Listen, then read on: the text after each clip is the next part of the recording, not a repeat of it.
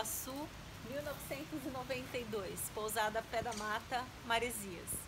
A gente está aqui desde outubro do ano passado e a gente resolveu contar uma história para vocês, ou várias histórias que envolvem amizade, sonho, perrengue, várias dificuldades, superação e muita coisa que a gente quer compartilhar com vocês.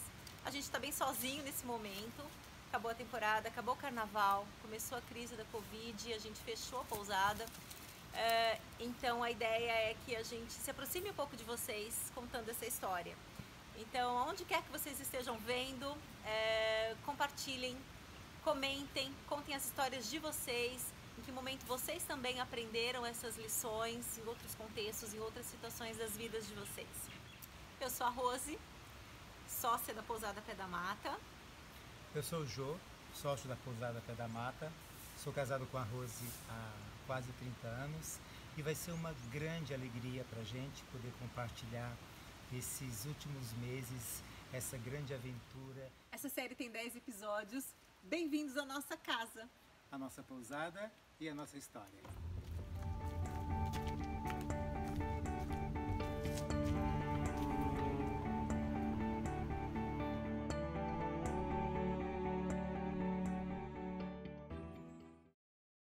A gente falou no primeiro episódio, quem não assistiu, assista, mas a gente falou que ia contar um pouco hoje no segundo como é que foi essa trajetória em busca da pousada onde a gente mora, onde a gente está hoje. Então a gente começou vindo para o litoral norte.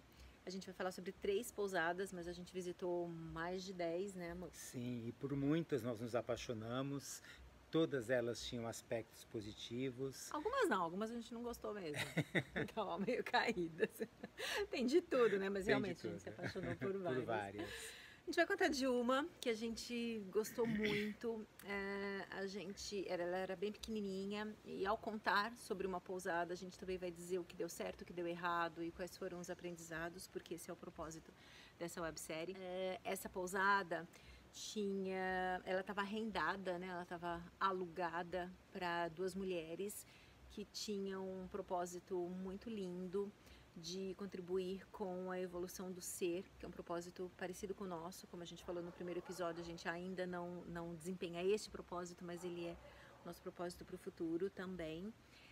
E elas já tinham esse propósito de fazer eventos de yoga e de meditação e de tantas outras coisas que elas queriam fazer. Elas são bem animadas, começando o projeto. Aí a gente gostou. Saímos de lá animados, entramos no carro e aí o que aconteceu? Na hora que entramos no carro, indo no caminho da padaria, o Claudinei parou e falou assim: Jô, eu vou parar aqui na frente, aí você desce e vai lá e fala para ele que não, que nós não vamos ficar com a pousada dele. A gente ficou assim estranho, mas a gente nem tinha começou a negociar. A gente nem tinha conversado. Aí ele falou assim: isso aqui é o nosso sonho. Ter uma pousada é o nosso sonho. E a gente não pode começar um sonho destruindo o sonho de alguém. E nesse momento, aquela pousada é o sonho daquelas 2 pessoas e a gente tem que respeitar. Elas estão começando também, então elas têm todo o direito de realizar o sonho delas. E foi aí que a gente entendeu a verdadeira essência do que a gente estava buscando, do nosso propósito. E então fomos para outra. Buscar. E outras. Esqueci de falar que a gente está no quintal da nossa casa e ali atrás é o Chalé 1. Então realmente a gente mora dentro da pousada. A gente mora aqui, ali é a entrada, que vocês já viram na introdução. E aqui do lado da nossa casa. E aí mais buscas, mais pousadas, até que a gente encontrou uma muito linda, 100 metros da praia, o dobro de quartos que tem na Pé da Mata, 24 quartos, não eram chalés, é um prédio só. No mesmo preço dessa aqui, a gente já tinha vindo nessa aqui, já tinha gostado muito. Mas aquela, o dobro de quartos, o mesmo preço. Localização fantástica, 100 metros bem da próxima à praia. A gente falou, é um excelente negócio, não dá para perder, gente, não é possível, é muito bom. E a gente fez as pesquisas, deu uma olhada na documentação, tinha alguns documentos que eles iam atualizar ainda, mas a gente já viu o advogado deles, assinou o contrato e a gente ficou super feliz. Porque a gente tinha comprado uma pousada 100 metros da praia e ia ser sensacional e tal. A gente ia morar num sótão, 40 metros quadrados, que a gente ia reformar e até então a Clara não viria de Abu Dhabi, seríamos só nós dois. Tipo, tá ótimo, 40 metros quadrados, a gente reforma, a gente vive dentro da pousada, que essa é a intenção, para ser pousadeiro mesmo, né? E fazer operação até de uma forma mais barata também, com alguma equipe, mas não muita gente. Então, tava tudo certo. Só que deu tudo errado. Primeiro porque a documentação estava muito enrolada, os meses foram passando e as coisas não se desenrolavam. E aí a gente começou, por contrato, a gente podia visitar a pousada para entender a operação, mas a gente começou a entender que a dona não estava preparada para vender, tinha uma questão ali que era emocional, super compreensível, muitos anos que ela se dedicou a esse negócio, ela era muito amada pelos funcionários, amava os funcionários e ela tinha um apego imenso por tudo aquilo e não tinha sido uma decisão dela e ela começou a nos tratar mal. Teve um dia que ela praticamente expulsou a gente de lá, falando, olha, na verdade não está nada certo ainda falta uma documentação a ser entregue, então eu prefiro que vocês saiam. E a gente saiu assim, a gente voltou para São Paulo se sentindo super humilhado, mas não entendendo nada. O Jô foi um gentleman, porque eu não participei da conversa, eu só ouvia ela gritando, falando que no fundo dizendo que a alma dela estava sentindo, né, que não quero vender e não estou entendendo direito por que vocês têm que estar aqui agora, se eu ainda não entreguei a chave. Só que estava no contrato que existe, né, e existe mesmo uma fase de transição.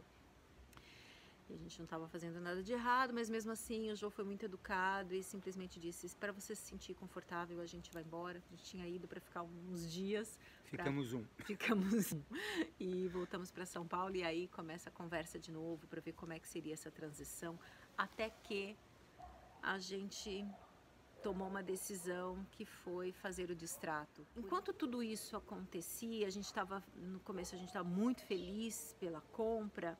Teve um único dia que eu fiz uma pergunta, né? Mas isso tudo me parece muito legal, só que a gente está esquecendo do propósito, né? Porque essa pousada não possibilita a execução daquele propósito inicial. Ela possibilita uma coisa que também é muito legal, que vai trazer muita alegria para a gente, para os hóspedes, que é a hospedagem e todo o resto, numa praia bacana, mas não aquele propósito. A gente percebeu que, de alguma forma, quando a gente encontra algo que é tentador, que pode nos proporcionar coisas que a gente também quer, mesmo tendo um propósito, se ele não está verdadeiramente fortalecido, a gente pode esquecer dele e pode trilhar um caminho que não era exatamente aquele que a gente havia se comprometido antes de fazer, né? Antes, assim, como a gente diz aqui, amarrando o nosso arado a uma estrela, né? Ligando o que a gente quer na Terra com propósitos que são maiores.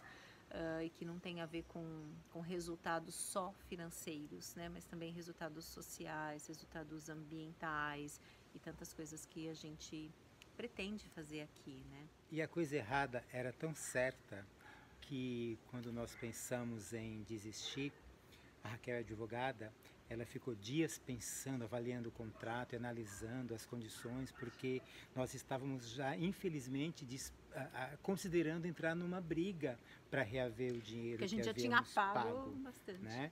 Então, tinha essa preocupação. Aí ela se preparou, né, com argumentos tal, para a gente solicitar o distrato. Na hora que o Claudinei falou com os donos lá e falou assim, olha, não está dando certo, tal, então eu quero desistir, a resposta deles foi, ok, onde eu deposito o dinheiro de volta?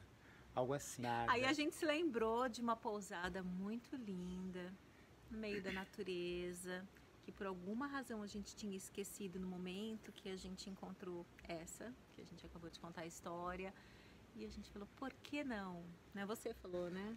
E a Pé da Mata?